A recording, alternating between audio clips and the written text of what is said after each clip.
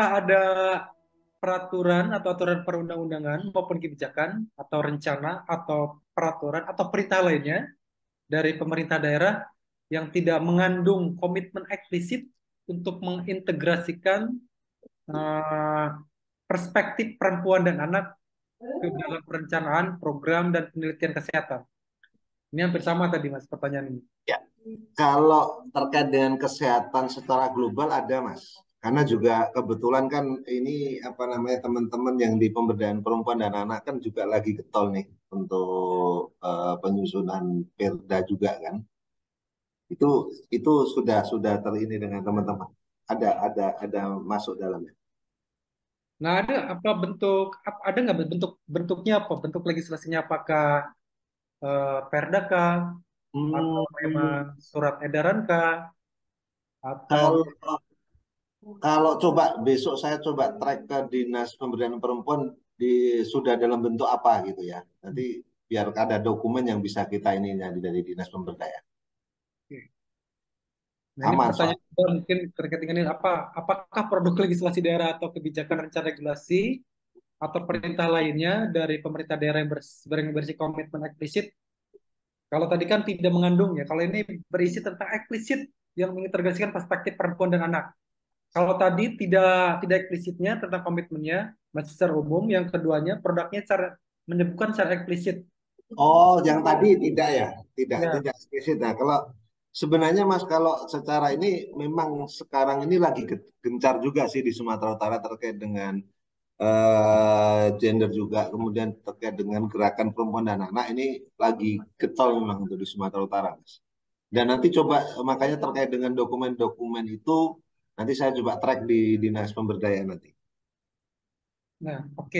Berarti kalau secara berbicara tentang isi eh, yang menyebutkan khusus misalkan tentang TB itu masih belum mengetahui Mas Yuda ya. Ya, ya, kalau untuk Itu TB-nya belum belum. perkembangannya, belum ya. Oke. Berarti pertanyaan kedua, pertanyaan ketiga lanjut Hmm, masuk kepada refleksi dan pengalaman. hmm. Pertanyaan pertama, apakah Mas Yuda pernah menjumpai perilaku mengakses pelayanan TV yang membedakan antara laki-laki dan perempuan di Paskes ya? Ya, eh, kalau secara ini ya Mas yang setahu aku ketika juga di lapangan sih dalam hal ini bukan membedakan dalam arti misalnya kayak tempat duduk itu ya. Itu Hmm, ya memang masih ya umum gitu ya. Belum belum ada pengaturan secara ini secara terpisah gitu ya. Itu yang setahu ini kalau dalam pengenangan TB-nya ya Mas di, di layanan khususnya ya. oke. Hmm. Nah, ini lebih cocoknya ke kader sebenarnya nih. Tapi mudah-mudahan Ya, Mas Yuda pengalaman di sini ya. Pertanyaan selanjutnya ini adalah bagaimana screening yang dilakukan terhadap laki-laki dan perempuan? Apakah screening terhadap laki-laki dan perempuan ada perbedaan? Mungkin ada pernah pengalaman dari kader gitu terkait dengan screening yang dilakukan? kalau screening kayaknya ini sepengalaman pengetahuan sih sebenarnya nggak ada sih Mas karena juga ibu-ibu kader yang saya lihat pun juga mereka bawa pasien laki-laki juga gitu ya. Artinya tidak ada pembedaan di dalam penanganan itu. Oke.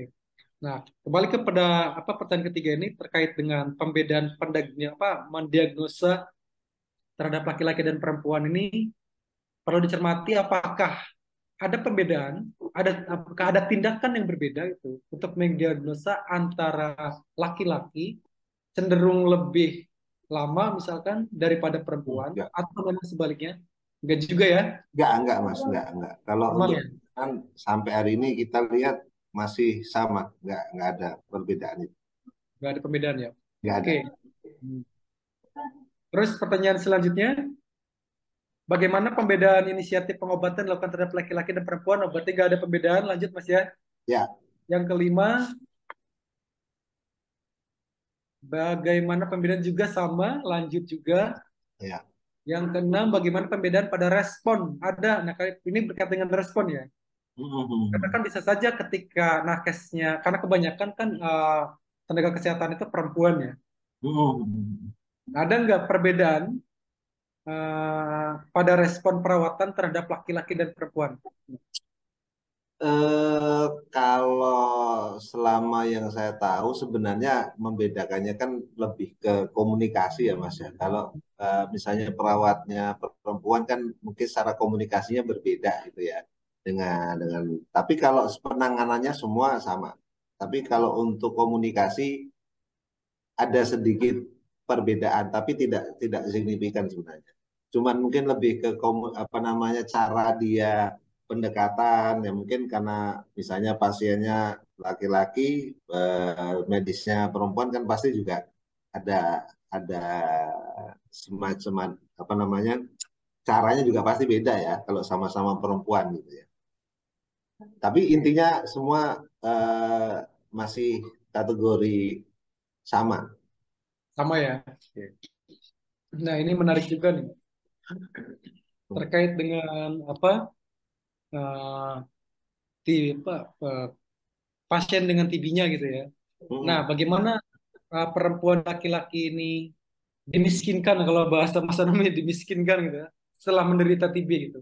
Apakah laki-laki takut kehilangan pendapatan Mm-mm. sehingga kurang mengakses layanan TB? Nah, apa menarik juga nih pertanyaan ini. Ya, ya. Kadang-kadang kan ketika laki-laki gitu ataupun perempuan ketika dia terdiagnosa TB ketika dia memang bekerja cenderung untuk tidak mengakses pelayanan TB gitu. Khawatir apa namanya tadi itu bahasa Mas Anom takut dimiskinkan gitu. Karena Eh, memang market pengobatannya yang mahal atau memang kecenderungannya dia ketika mau mengakses ke layanan yang menjadi prioritas pemerintah yang udah gratis dia cenderung mahal atau sebagainya. Nah, ya. apakah Mas Yuda pernah menemukan kasus seperti itu? Kalau untuk kasus pernah Mas, sebenarnya ini kan lebih ke takut terstigma ya. Artinya ya,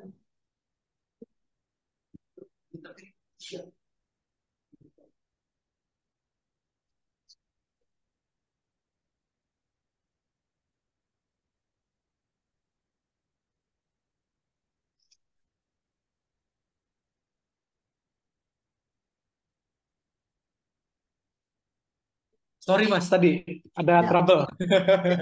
Lagi pesen apa nasi goreng. Aduh, tegak. Oke, lanjut Mas, tadi Mas. Tadi terkait dengan ini ya, apa namanya? Jadi agak lupa. Terkait apa tadi Mas? Nah, tadi itu kan kecenderungannya ketika memang orang dengan pasien TB ini dia apa ketika terdiagnosa, Oh rata-rata ya, kan ya, hmm, ya. orang Jadi akan malu untuk pergi ke layanan. ya, jadi ada beberapa case sebenarnya kan waktu itu memang kebetulan langsung saya kebetulan dapatkan juga ya. Kenapa misalnya rata-rata yang nggak mau berobat itu punya alasan gitu ya. Yang pertama saat takut nanti diketahui oleh tetangga sehingga akan dijauhi. Yang kedua memang faktor ekonomi juga yang akhirnya menyebabkan si pasien juga tidak mau berobat. Itu juga pernah kita dapetin gitu ya. Sampai akhirnya juga ada pasien TB waktu itu karena dia memang betul-betul tidak mau pengobatan dan akhirnya meninggal gitu ya. Karena dengan kondisi yang sudah kritis pun dia udah nggak mau dibawa ke rumah sakit gitu ya. Nah itu memang faktornya banyak dan kita sempat temukan beberapa hal gitu ya. Sampai makanya dulu ada istilah itu ketika kita misalnya turun gitu kan karena dia dikatakan untuk ya disuruh berobat pun malah justru marah-marah gitu ya. Artinya Hmm, itu terjadi di masyarakat yang pernah kami alami juga. oke. Ya salah satunya juga itu Mas takut kehilangan mata pencarian. Pencarian. Pencarian. Ada ditemukan kasus-kasus seperti itu ya. Ada Mas, ada. Itu ada indikasi takut ya, takut Ya. kehilangan pekerjaan. Ya. Nah Sip. rata-rata itu juga salah satunya beberapa kasus kita temukan di ibu-ibu rumah tangga yang dia Hmm, kerjanya itu kan cuci gosok di rumah orang gitu ya. Itu pernah kita temukan. sip. Mantap, mantap. Oke.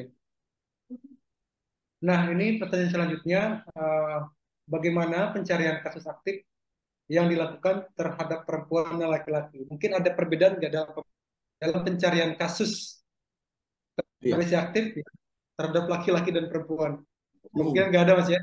Kalau itu nggak ada Mas, kita rata Nggak ada ya? semua. Mm. Oke. Terus, apakah perempuan lebih cenderung mempunyai keinginan yang lebih tinggi untuk mengakses layanan kesehatan dibandingkan laki-laki, meskipun Ya, perempuan itu menghadapi berbagai macam hambatan? ya. Kita lebih dapat itu dengan perempuan Mas, karena juga mungkin cara pendekatan kita mungkin itu juga pengaruh. Tapi pengalaman kita lebih gampang kita membawa pasien perempuan daripada laki-laki. Biasanya alasannya apa, Mas? Tuh?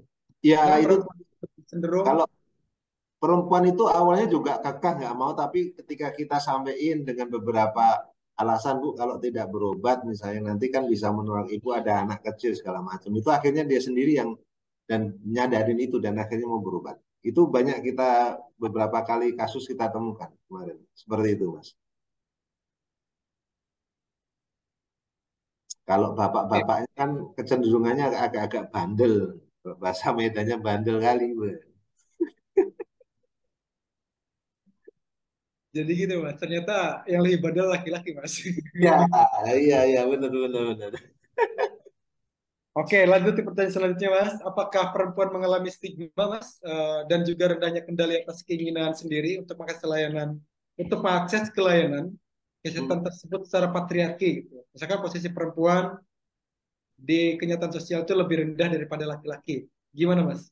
Ya, sebenarnya kalau secara ini, Mas, karena gini ya, kalau ibu-ibu rumah tangga itu kan rata-rata dia ada berada di rumah gitu ya. Kemudian dia pun kalau bekerja hanya di sekitar itu ya. Artinya yang masuk kategori menengah ke bawah ya Mas ya. Kalau Hmm. yang apa namanya yang bekerja kan di luar kan beda gitu ya. Tapi memang lebih ke sana sih ke perempuannya Mas. Kalau kalau saya lihat. Stigma itu. Iya, Tapi terjadi stigma itu ya. ya, karena yang kebanyakan ngerumpi kan emak-emak nih, gitu ya. Misalnya ada satu contoh waktu itu kasusnya juga agak lama gitu. Ketika dia seorang pedagang lontong sayur Ya. dan dia divonis TB, ya, awalnya tidak ada yang tahu awalnya, gitu ya. Tapi begitu tahu juga mempengaruhi dia jualan gitu. Oke. Nah, itu sebenarnya terus kemudian juga nanti di rembukan emak-emak itu juga nyebar itu. Jangan ke sana itu lagi kena TB itu gitu gitu. Nah, itu terjadi. Stigmanya Oke. lebih tinggi TB itu. Berarti menemukan stigma terhadap perempuan ya. Ya, Oke. kita temukan. Oke. Bagaimana pengalaman Mas Yuda tuh, ketika menjumpai kondisi klinis kesehatan reproduksi seperti TB pada daerah alat kelamin yang menyebabkan kemandulan? Pernah ada case seperti itu nggak, Mas? Nah, itu kebetulan belum pernah, Mas. Yang itu belum pernah. Ya. Ya, rata-rata yang kita temukan memang ya kayak paru ya lebih banyak paru ya. Kemudian ekstra parunya itu yang kami temukan kemarin ada ya di rata-rata di ini lah. Jarang kita temu, nggak pernah terus sama di tulang, tibi tulang. Itu yang kita temuin. Kalau di itu belum pernah. Oke. Mhm. Lanjut pertanyaan selanjutnya. Bagaimana pengalaman Mas Yuda ketika menjumpai TB pada perempuan hamil? Ya. Misalkan TB pada perempuan hamil saat itu sangat berbahaya sekali bagi kandungan karena dapat menyebabkan, ini berdasarkan ini ya data yang didapat dari Mas Anam itu. Jadi Hmm. TB pada perempuan yang hamil itu sangat berbahaya bagi kandungan karena dapat menyebabkan kematian pada bayi sebesar 6 kali lebih tinggi Ya, serta kematian pada ibu 6 sampai 15%. Nah, pengalaman sudah pernah menjumpai nggak dengan TB pada perempuan hamil? pernah Mas, pernah. Kebetulan saya pernah menjumpai beberapa kasus itu TB terhadap ibu yang sedang hamil dan bahkan juga ada kombinasi HIV juga kita pernah jumpai sebenarnya. Tapi memang waktu itu kan kita langsung konsultasinya kan kita arahkan langsung ke puskesmas maupun rumah sakit ya. Artinya itu langsung dengan dokter. Jadi kita nggak sampai ke bayi. Tapi kita hanya menguatkan bahwa apapun yang disampaikan oleh dokter, baik di puskesmas maupun di rumah sakit itu yang diikuti. Cuman sampai sebatas itu Mas, memberikan motivasi aja. Tapi secara penanganan itu kita serahkan ke dokter. Oke, berarti Mas Yuda itu sampai nggak tahu, misalkan pengobatannya harus seperti ini, harus seperti ini. Artinya ada pembedaan karena memang ini khusus gitu antara TB dan perempuan hamil. Nah, Sampai itu yang nggak tahu detail ya dalamnya, nggak tahu detail, Mas. hanya pada proses pendampingannya saja. Ya, itu yang kita lakukan. Oke, selanjutnya pernah menjumpai Mas kasus TB pada anak? Nggak, sebenarnya banyak kasus ini Mas ya. Nah, pengalaman Mas Yuda gimana nih? Karena menurut informasinya nih angka TB dengan kasus apa dengan TB dengan TB pada anak ini Ya, berdasarkan SCTB itu mencapai 42 ribuan ya. Kalau pada di tahun Diana, 2021 ini. Ini ya, lumayan Diana, cukup apa bombastis nih angkanya. Nah, ya, pengalaman Mas Yuda gimana nih ketika menjumpai kasus TB pada anak ini, Mas? ya.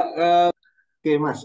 Kalau untuk Tibiana memang saya beberapa kali ada kasus memang, tapi yang kalau dia memang kaitannya bisa diatasi oleh kader dulu, kader-kader lah yang langsung ambil posisi ya. Tapi ada beberapa case waktu itu yang saya pertama kali tangani adalah TB kelenjar anak. Kemudian Hmm. itu yang kedua adalah TB tulang terhadap anak, Mas. Itu memang kita kemarin saya sendiri sempat turun turun ke lapangan langsung. Yang itu yang walaupun akhirnya juga pihak puskesmas yang akhirnya mengambil alih kasus itu, tapi itu pernah kita dapatkan kasus di anak. Oke, Hmm. kita eksplor lagi, Mas. Apakah ada apa pengalaman Mas Yuda dalam mendampingi perempuan dan anak yang rentan tertular ini, terutama anak-anak yang tertular apa? Karena kita tahu bahwasanya perempuan dan anak itu kan apa masuk kelompok rentan yang tertular, tuh. Hmm. Karena memang kebanyakan eh, terutama pada aktivitas suaminya, tuh. Karena Ya, memang laki-laki itu lebih cenderung apa terkena TB ya, karena laki-laki aktivitasnya di luar, sering begadang gitu kan, sering mengkonsumsi rokok, alkohol dan sebagainya. Nah, ada nggak pengalaman khusus itu, Mas Yuda bersama kadernya dalam mendampingi perempuan dan anak ini yang rentan tertular ini, Mas? iya, pernah Mas. Tapi memang itu lebih ke kader ya waktu itu. Kita dapatkan case-case itu sebenarnya juga yang saya sampaikan di awal bahwa memang ya kita mendiagnosa positif TB, kemudian ketika kita tracking memang rata-rata dari suami juga ada karena dari backgroundnya suami yang kerjanya ada serabutan dan lain sebagainya dan sopir dan lain sebagainya itu yang kemarin sempat kita juga beberapa kali dampingi di kasus-kasus itu Mas untuk perempuan dan anaknya Mas. Memang sangat rentan mereka. Terutama perempuan dan anaknya ya, secara pribadi gitu lah, Mas. Iya. Dan dia Mm-mm. tertular dari Dari suaminya gitu suami. ya. Ah.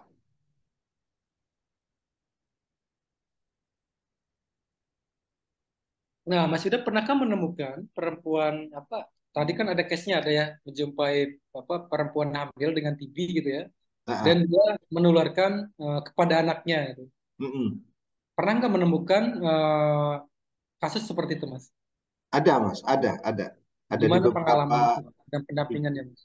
ya di beberapa wilayah kemarin juga kita temukan karena di awal sebenarnya kita nemukannya di anaknya yang gede, kemudian ketika kita minta kader untuk tracing di rumah, ternyata ibunya juga kena, anaknya yang paling kecil umur setahun 3 bulan kalau nggak salah waktu itu juga kena. Jadi pengobatannya akhirnya kita lakukan di keluarga tersebut gitu Mas. Hmm. Nah, menariknya lagi ketika dia dengan kehamilannya gitu, apakah Mas Yuda pernah menemukan kasus tuh, bayi yang lahir dari ibu dengan TB ini ada misalkan beresiko lahir secara prematur misalkan atau berat badannya menurun, apa berat badannya tidak sesuai apa? Mm-mm. Tidak sesuai standar gitulah ya. Kalau bahasa kesehatannya apalah. Atau memang lebih fatal misalkan menemukan kematian dan sebagainya. Pernah Ya, nggak ada seperti itu?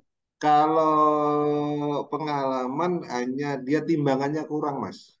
Berat Hmm. badan bayinya kurang. Itu aja yang pernah kita dapatkan. Karena waktu itu kita waktu si ibu kita OAT, itu setelah 4 bulan dia minum obat melahirkan. Memang waktu itu kondisi bayinya yang timbangannya kurang. Itu sih. Iya. Terutama tampingan tapi biaya bayinya oke sehat-sehat aja, cuman aja Iya. tampingan bayinya kurang. AA. Kondisinya sehat tapi ya itu tadi timbangannya yang tidak standar. Prematur ya. Oke. Baik Mas. Nah, Mas pernah menemukan juga nggak terkait dengan pelayanan gitu yang tidak ramah dari tenaga kesehatan, ya, terutama bagi pasien TB, perempuan dan anak, gitu, yang tidak diperbolehkan masuk pada fasilitas kesehatan. Gitu. Pernah menemukan nggak? Menemukannya ada.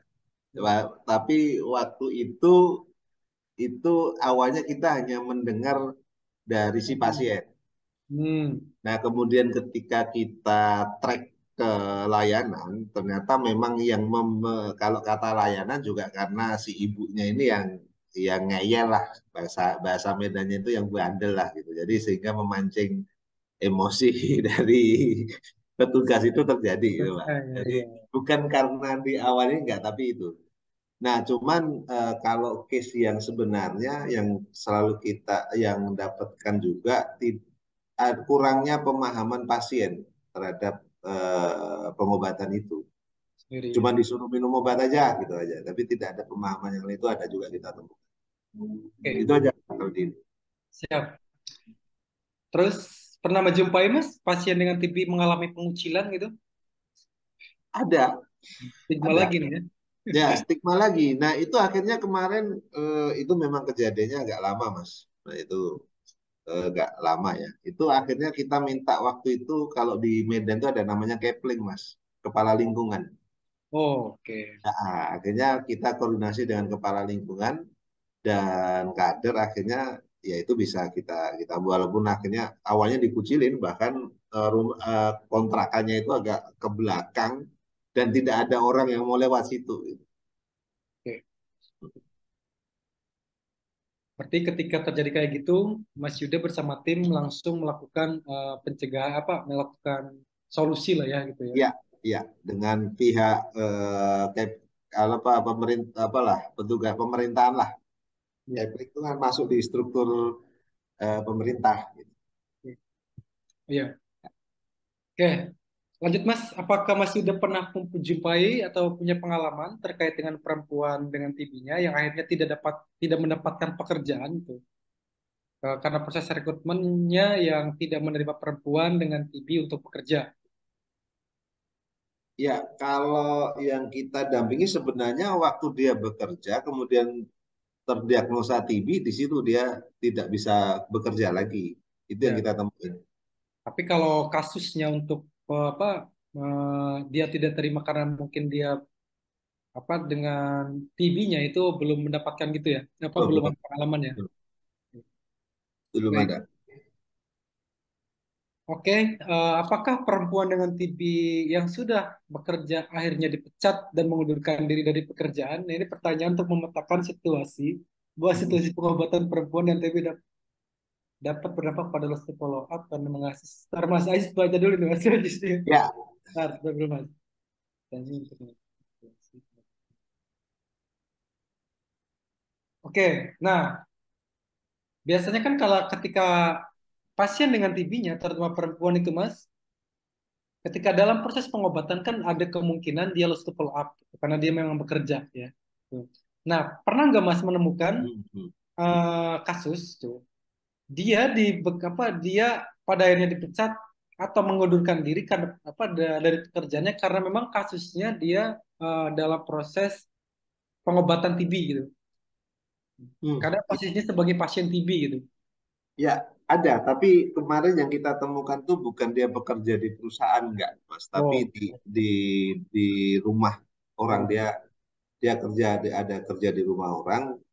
Ketika dia ketahuan ternyata mengonsumsi obat TB, akhirnya diberhentikan dari tempat dia oh. bekerja. Jadi case-nya bukan di perusahaan ya.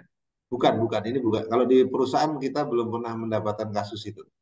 Nah, Apakah Mas mengetahui nggak, pasca misalkan dia berhenti dari pekerjaannya itu karena dia memang dia harus follow up, dia melanjutkan pengobatannya lagi apa enggak dari case ini? Nah, kalau case-nya itu tetap melakukan pengobatan, Mas. Nah, kalau yang kemarin di perusahaan itu kan begitu dia terdiagnosa, Hmm. kemudian sudah tidak diterima lagi. Artinya dengan alasan, ya udah pengobatan dulu nanti dipanggil dan nggak dipanggil-panggil lagi setelah selesai pengobatan.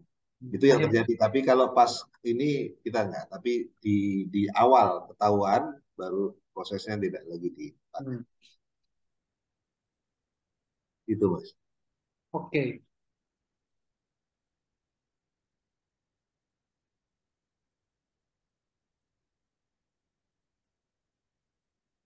Nah, ini menarik nih. Kaitan dengan pasien TB dengan pendidikannya, Mas. Apakah Mas pernah menjumpai perempuan dengan TB gitu, yang awalnya dia bekerja, atau lalu terhambat pendidikannya, atau diabaikan oleh keluarga atau masyarakatnya, atau dia mengalami verbal, gitu. Hmm. Menurut Mas Yuda punya nggak pengalaman terhadap itu? Dan bagaimana menurut Mas Yuda terkait dengan case seperti ini? Gitu. Ketika memang menemukan. yang yang pasien TB yang dia gimana tadi Mas? Ketika dia pasien TB yang awalnya dia bekerja, gitu, terus Hmm. atau pasien TB ini ya dia atau terhambat pendidikannya gitu, atau dia diabaikan oleh keluarga atau masyarakatnya, atau dia mengalami kekerasan verbal, gitu. Pernah menjumpai nggak case-case seperti ini? Dan menurut Mas Yuda kira-kira dengan adanya case seperti ini harus seperti apa gitu? Ya, itu kasus sebenarnya belum lama sih. Nice. Kemudian, ya, ini itu ada di ini ya. Tapi itu kita pernah ngalami Mas. Jadi kebetulan pasien ini kan awalnya ditemukan kader ini dengan gejala batuk dan badan sudah kurus terus kemudian udah lemah gitu ya. Dan ketika dibawa ke rumah sakit ternyata terdiagnosa penyakit yang lain, penyerta yang lain gitu ya. Termasuk HIV positif juga ternyata gitu ya.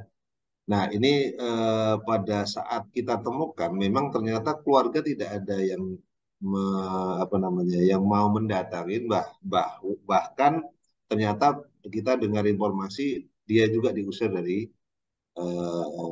keluarganya gitu ya. Sehingga kita waktu itu temukan dengan kondisi yang sudah kritis lah gitu ya. Nah, Wow. itu kita juga dengan kader waktu itu saya coba beberapa teman-teman dokter kita coba kontak akhirnya kita bisa akses satu rumah sakit pemerintah.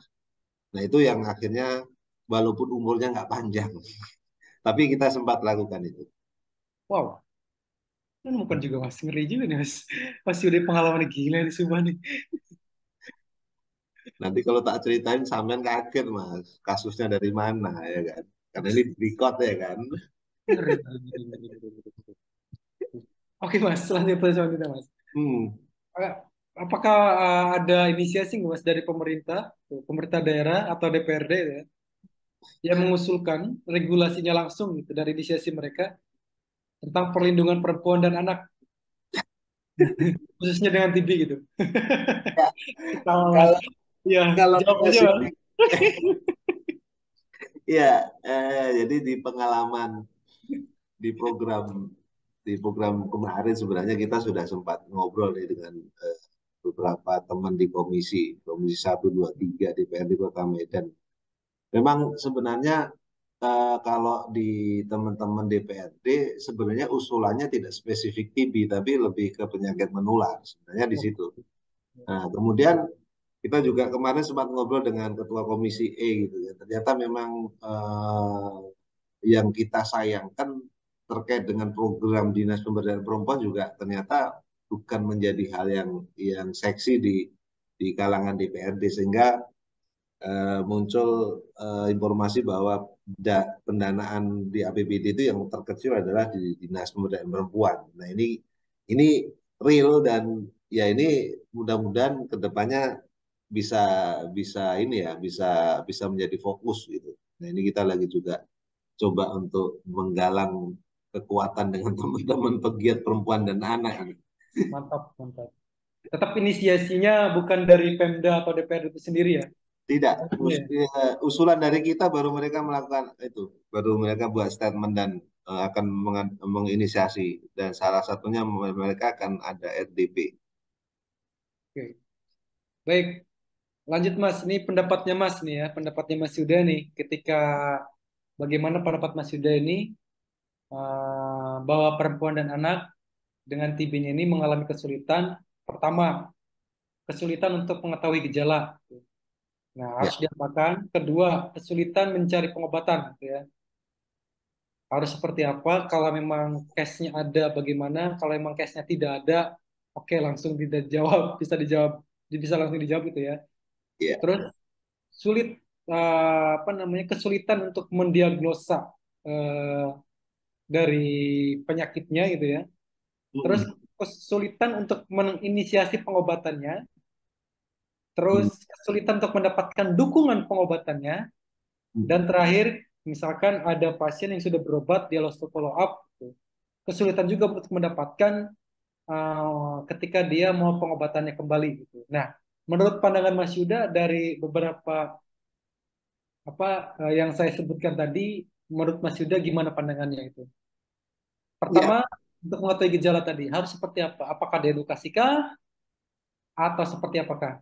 ya, sebenarnya ini Mas, memang kalau untuk masyarakat ya, kalau di pengalaman kita memang ternyata juga ada juga yang masih belum paham ya terkait dengan TB sendiri gitu ya.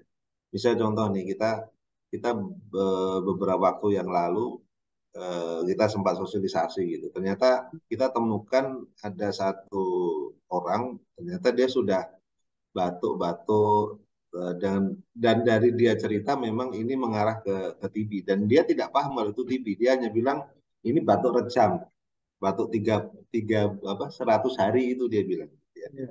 Nah ternyata ketika kita berkoordinasikan dengan kader yang ada di wilayah, ketika dicek ternyata positif. Jadi artinya ini juga apakah memang informasi tidak nyampe ya itu ya kita juga masih belum belum bisa pastikan itu gitu.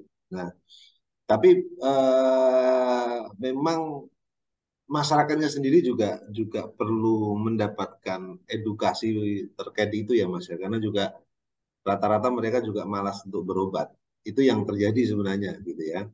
Dengan alasan kalau dia di klinik mahal biayanya atau di dokter praktek mandiri. Kemudian kalau di puskesmas itu masih juga ada penjelasan dari masyarakat sendiri bahwa obat puskesmas kan ecek-ecek bahasa orang Medan itu obat-obat apa namanya ya obat-obat yang nggak mantep gitu loh. Nah itu masih terjadi gitu ya. Masih ada yang punya statement di situ di masyarakat gitu.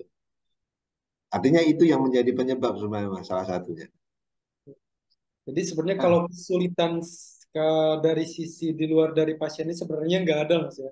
sebenarnya tidak ada Mas, karena juga kita kan untuk Kota Medan khususnya ya. Kota Medan kan sebenarnya banyak kader ya. Apalagi juga ada posyandu dan lain sebagainya itu. Itu sebenarnya juga salah satu apa namanya ya pusat informasi dari masyarakat gitu. Nah ini yang kita nggak tahu nanti akan seperti apa ke depannya yang akan apa namanya dibuat oleh pemerintah Kota Medan atau dengan teman-teman yang sehingga masyarakat bisa mendapatkan pemahaman yang lebih gitu ya. Nah kemudian Mas sebenarnya yang menjadi kendala yang belum tertangani secara utuh memang kita masih juga temukan pasien-pasien TB itu yang memang tidak dapat support nutrisi yang cukup sebenarnya. Itu yang akhirnya menjadi PR besar juga gitu ya. Itu juga kita kita pernah temukan memang dengan ibu-ibu itu memang dengan kondisi rumah yang seperti itu, terus kemudian makan juga kadang satu hari cuma sekali, terus dia kena TB. Nah, ini kita temukan dan itu real di lapangan kita dapatkan itu. Ini jadi problem ya, Mas. Pokoknya ngeri lah. Mas Anam nggak denger nih diskusi kita. Nah, itu terjadi. Itu terjadi. Nah, kalau kelainan dengan tadi Mas, pernah menemukan ya, yang apa yang poin terakhir itu. Hmm, Kan kita menemukan yang loss of follow up tadi ya. hmm. Nah, ketika dia mau pengobatan kembali, pernah nggak menemukan pasiennya mengalami kesulitan untuk berobat kembali? Nggak ada loh ya. Sebenarnya kalau sudah ditemukan kader, Mas, Hmm. itu kalau saya bilang sih keberhasilannya kader untuk merayu kembali itu cukup besar ya. Artinya kalau misalnya ada 10 kasus yang nggak mau balik pengobatan paling cuma dua atau tiga gitu. Yang lainnya mau mau berobat kembali gitu. Tapi ya ada beberapa case yang akhirnya kita temukan dalam keadaan resisten obat gitu ya. Karena ternyata sudah dia tidak minum obat sudah sekian lama gitu ya. Nah, ini yang kita juga temukan di lapangan. Tapi kalau memang misalnya masyarakat mau berobat kembali, sebenarnya puskesmas sudah siap. Artinya layanan di puskesmas khususnya Medan sebenarnya sudah oke dalam dalam apa namanya penanganan TB. Apalagi Oke. sekarang dipantau kan, dipantau sama dinas, kemudian ada MOU lagi gitu kan. Itu dia. Baik, Mas.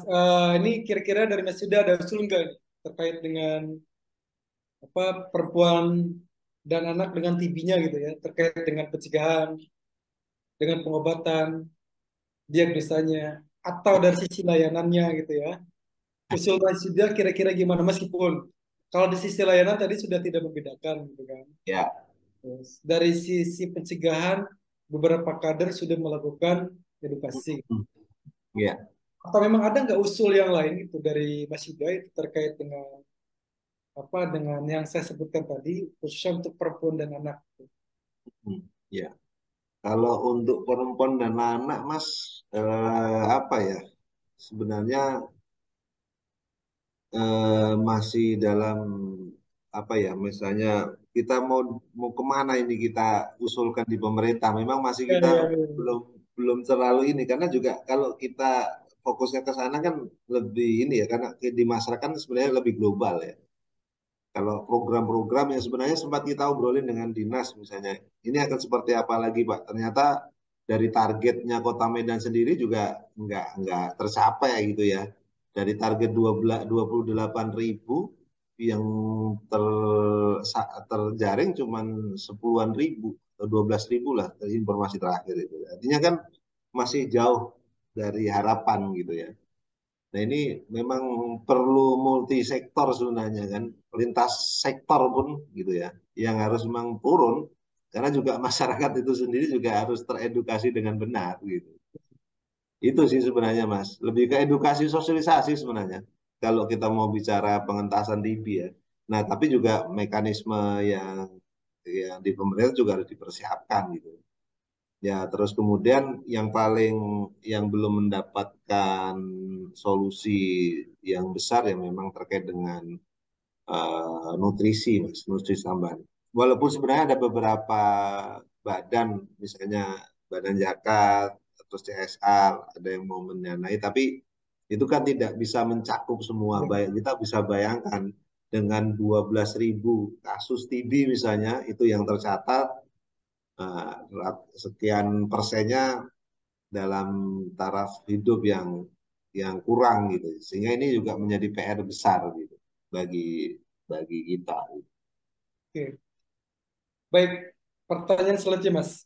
Hmm. Kira-kira ketika ada bentuk intervensi promosi gitu ya, Hmm. promosi terkait dengan intervensi berbasis kesadaran gender gitu Mas, khusus gitu ya.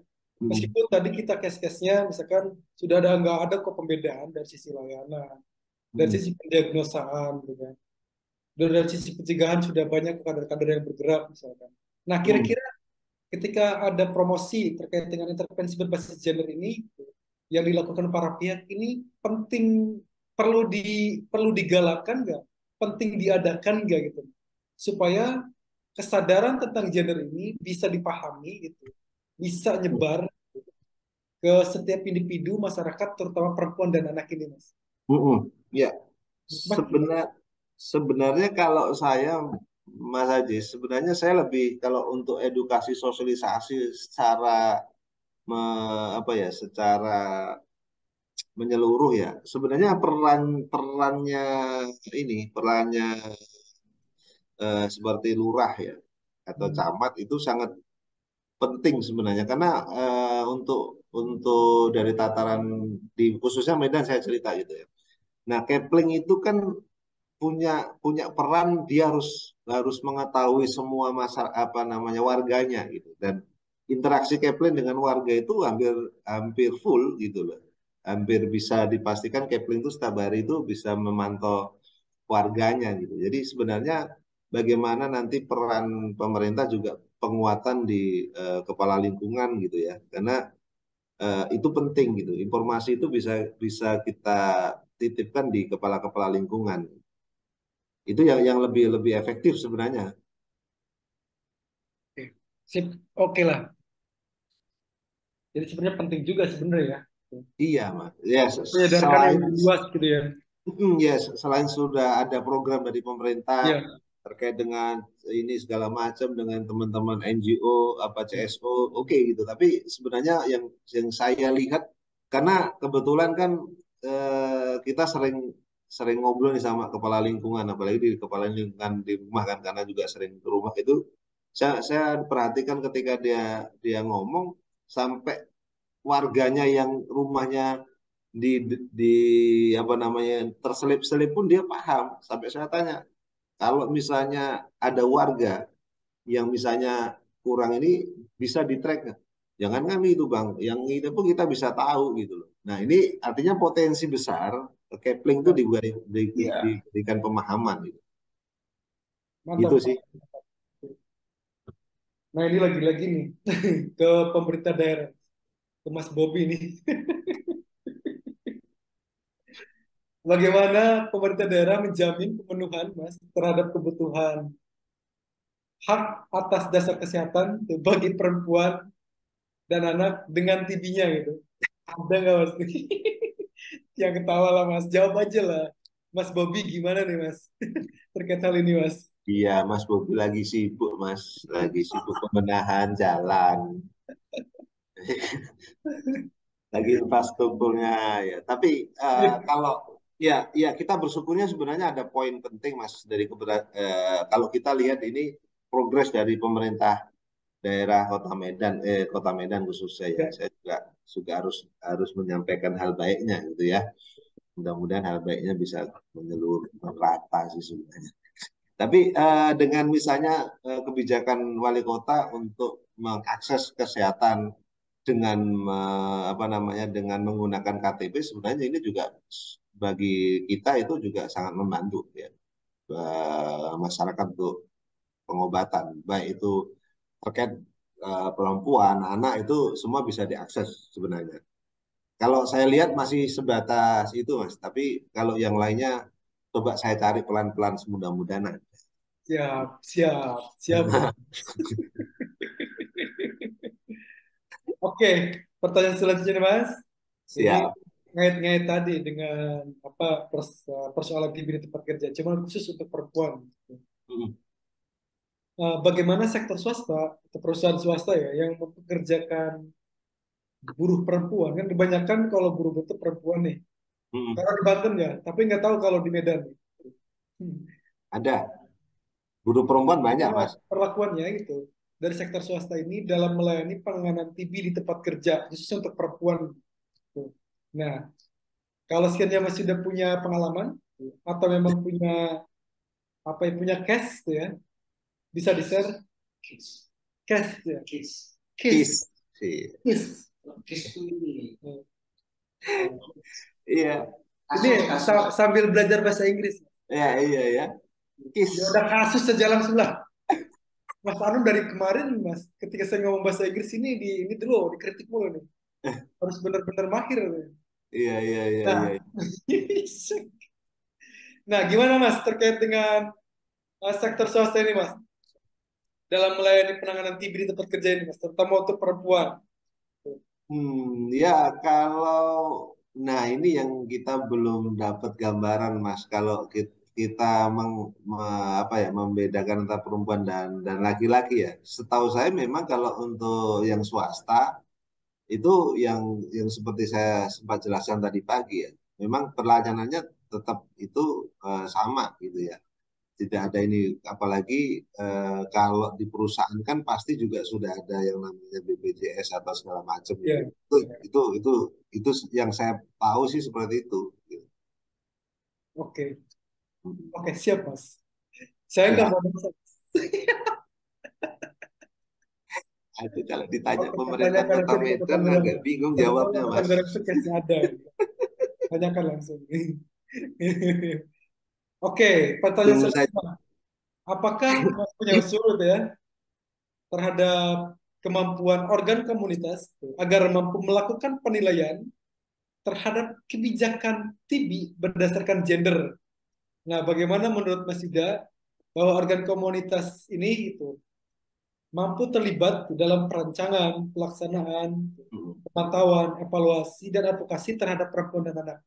Nah, apa usulnya dan menurut Mas harus bagaimana organ ini untuk bisa terlibat di dalamnya? Ya, kalau untuk keterlibatan perempuan, Mas, dalam dalam ini ya, dalam pengusulan dan lain sebagainya, memang kita lihat di Medan sebenarnya sudah terjadi ya. Apalagi sekarang ini kan kalau kita mau eh, lihat satu persatu, ada beberapa lembaga yang memang konsennya di dalam perempuan dan bagaimana juga mereka mendorong partisipasi perempuan dalam kebijakan itu sudah ada sih di Medan gitu. Dan kalau saya lihat juga juga ini lagi progres banget di di di kita itu di Medan khususnya. Oke, mantap, mantap. Ada Mas ya? Ada, wah banyak Mas.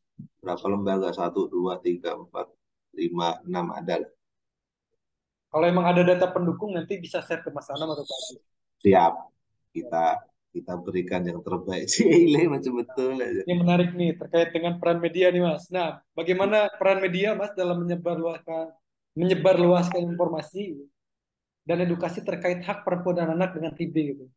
Nah, bagaimana peran media ini dalam memberikan kesadaran Mm-mm. terkait dengan hak asasi untuk mengurangi stigma, Mm-mm. diskriminasi, serta meningkatkan kesadaran terhadap kesetaraan gender untuk Mm-mm. mengurangi disparitas gender pada program penanggulangan TB di Indonesia. Ya, Nah, bagaimana Mas peran media ya. ini? Kalau untuk peran media, Mas, saya pikir sebenarnya teman-teman media di Medan khususnya Sumatera Utara juga itu mereka sebenarnya sangat support ya. Tapi yang memang punya inisiatif eh, yang punya inisiatif yang selalu mencari itu ya kayak media pemerintah itu kebetulan kita sering dilibatin mereka untuk menyarikan narasumber termasuk terkait dengan kasus saya anak perempuan itu kita sering diminta tuh, dari saat mau disebutkan mereknya enggak? Boleh, boleh, boleh. Nah, misalnya RRI Apa, gitu Mas? kan. Ya, Apa?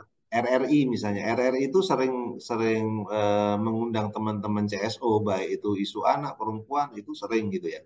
Nah, tapi kalau untuk teman-teman yang lain sebenarnya kita sudah klik sih sebenarnya dengan teman-teman ketika kita punya pemberitaan dan kita pengen mereka publikasikan itu mereka siap bantu dan itu terbukti mereka begitu kita kasih rilis langsung cetak naik itu dan hubungan kita dengan teman-teman media alhamdulillah baik. Mantap. Oke. Hmm. Ini pertanyaan terakhir, Mas. Hmm. Pertanyaan terakhir, Mas. Ya. Nah, bagaimana peran akademisi berperan untuk melakukan review, validasi, rekomendasi, serta memberikan asistensi teknis terkait aktivitas pelayanan TB untuk perempuan dan anak. Karena Hmm. kan kehadiran akademisi juga dapat menjadi peluang ya untuk Hmm. menjalin kerjasama di dalam meningkatkan kesadaran ya, Hmm. terkait dengan TB di ranah institusi pendidikan. Nah, Ya. bagaimana menurut Mas sejauh ini di Medan terkait dengan peran akademisi ini? Wah, kalau di Medan Mas saya salut Mas. Ya, Hmm. artinya beberapa universitas kan juga ada yang namanya pusat studi wanita ya yang memang mereka sangat aktif dan sangat sangat apa namanya ya getol dalam dalam itu dalam mendorong itu gitu ya. Jadi ada beberapa teman-teman yang saya lihat memang saat ini juga mereka dari akademisi fokus ke sana. Sering ada pelatihan, sering ada sosialisasi, bahkan mereka juga ada pendekatan dengan pemerintah daerah. Kalau untuk itu perannya akademisi, oke Mas. Terkait Sehingga dengan kita juga spesifik punya pelayanan peluang TB-nya, Mas. bagaimana juga nanti apa namanya melibatkan mereka. Oke. Ya, TB juga salah satunya itu juga masuk dalam dalam apa mereka gitu ya. Nah, saat ini kalau saya sendiri sebenarnya komunikasinya seringnya dengan Unpri, kemudian dengan USU, dengan apa namanya UIN gitu ya. Itu kita kita ini kita lihat dan mereka cukup support gitu. Bahkan kemarin salah satu penelitian yang dilakukan oleh USU juga terkait dengan apa namanya pelayanan di ini private sector gitu ya. Nah, ini juga nanti bisa kita juga minta dokumennya seperti apa hasil dari mereka. Ih, mantap. Oke. Itu yang harus dapat, yang pengen didapatkan deh, Mas. Mas udah langsung buka peluang aja. Kita terima, Mas. Mantap itu, Mas. Kita tunggu dokumennya, Mas. Lah Oke. ya, wawancara dari tadi pagi sampai malam aku dari tadi mikir, wah ini jadi PR lagi nih. Karena selama ini kan kita fokusnya lebih ke ini ya Mas, apa namanya kebijakan dan lain sebagainya. Nah ini kan Ya, ya. ada satu momen yang sebenarnya kalau kemarin itu Dinas Tenaga Kerja mau terlibat di awal mungkin case-nya akan beda gitu ya. Ya, ya. Nah, Benar, ini benar. mungkin Sepakat, PR sepakat. karena ternyata juga tadi Mas Amun juga apa namanya menyampaikan bahwa keberadaan buruh apa namanya ini juga punya andil peran besar gitu ya. Sehingga kita coba tadi agak-agak hitung-hitung ini gimana nanti segala macam ini kita ya mudah-mudahan bisa kita libati nanti di kegiatan berikutnya. Insya Sip. Allah kalau ada. Mantap. Ya, ini pun penting, Mas, karena memang kita juga pengen menggali dari sisi buruh ya, terutama di tema pertama tadi pagi itu, kita ingin juga menggali dari sisi buruhnya, Mas. Kalau memang ada serikat buruh yang bisa diwawancarai, ya Ya, itu lebih baik, Mas. Tuh, ketika di Mas sini sudah di punya sini rekomendasi, gak apa-apa. ya di sini sebenarnya ada tiga mas. Buruh Hmm, migran terus apa ASP atau apa gitu. Nanti coba ini kita lagi coba koneksikan ke boleh. mereka nanti kita juga bisa libatin mereka sih sebenarnya. Baik, kita tunggulah sambil kita review juga dari hasil-hasil ini dari bawah barang tim di sini. Ketika Mm-mm. memang kita butuhkan nanti saya kontak Mas Yuda. Iya, siap. Itu.